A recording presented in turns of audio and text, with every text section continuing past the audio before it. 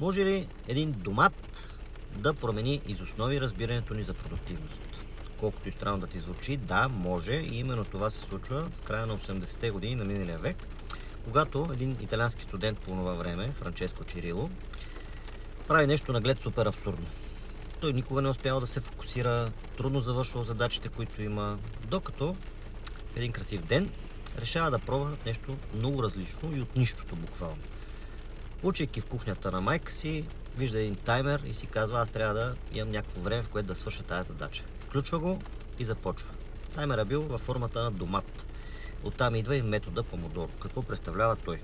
25 минути работа, 5 минути почивка. Но в тези 25 минути тотален фокус, работа и нищо друго. След това се повтаря 4 пъти този цикъл, малко по-дълга почивка и отново се повтаря. Ключът обаче не е в минутите.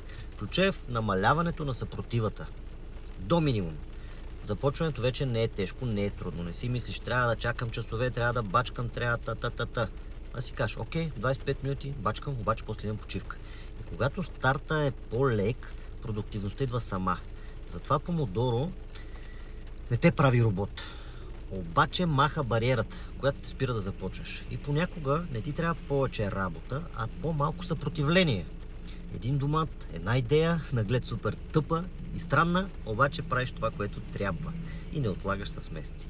Сподели ми кой е твоя метод, домат, краставица, може пък да има нещо интересно, или как фокусираш и как не губиш фокус в това, което правиш. Чао!